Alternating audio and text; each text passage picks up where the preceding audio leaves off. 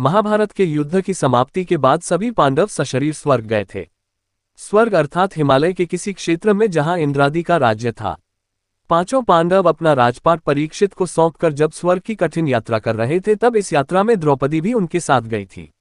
सभी चाहते थे कि हम सशरीर स्वर्ग पहुंचे, परंतु रास्ते में कुछ ऐसा घटा कि एक एक करके पांडव नीचे गिरकर मृत्यु को प्राप्त हो गए। पांचों पांडव, द्रौपदी तथा एक कुत्ता स्वर्ग यात्रा के लिए निकल पड़े। एक जगह द्रौपदी लड़खड़ाकर गिर पड़ी।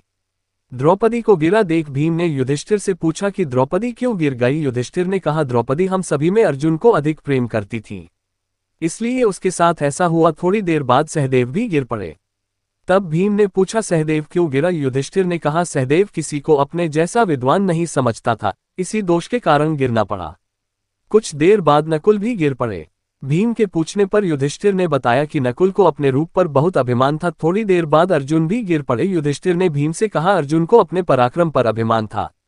अर्जुन ने कहा था कि मैं एक ही दिन में शत्रुओं का नाश कर दूंगा, लेकिन ऐसा कर नहीं पाए। अपने अभिमान के कारण ही अर्जुन की आज ये हालत हुई है। थोड़े आगे चलने पर भीम भी गिर गए। तब भीम ने गिरते वक्त युधिष्ठिर से पूछा तो उन्होंने बताया कि तुम खाते बहुत थे और अपने बल का झूठा प्रदर्शन करते थे, इसलिए तुम्हें आज भूमि पर गिरना पड़ा। ये कहकर युधिष्ठिर आगे चल दिए। केवल वह कुत्ता ही उनके साथ चलता रहा।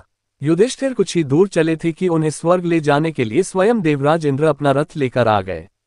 तब युधिष्ठिर ने इंद्र से कहा, मेरे भाई और द्रौपदी मार्ग में ही गिर पड़े हैं, वे भी हमारे साथ आ रहे थे। तब इंद्र ने कहा कि वे सभी शरीर त्याग कर पहले ही स्वर्ग पहुंच चुके हैं, लेकिन आप सशरीर स्वर्ग में जाएंगे। इंद्र की बात सुनकर युधिष्ठिर ने कहा कि यह कुत्ता भी मेरे साथ जाएगा, लेकिन इंद्र ने ऐसा करने से मना कर दिया। काफी देर समझाने पर भी जब युधिष्ठिर बिना कुत्ते के स्वर्ग जाने के लिए नहीं माने, तो कुत्ते के रूप में यमराज अपने वास्तविक रूप में प्रकट हो गए। युधिष्ठिर को अपने धर्म में स्थित देखकर यमराज खुश हुए। इसके बाद इंद्र और युधिष्ठिर रथ में बैठकर स्वर्ग की ओर निकल पड़े।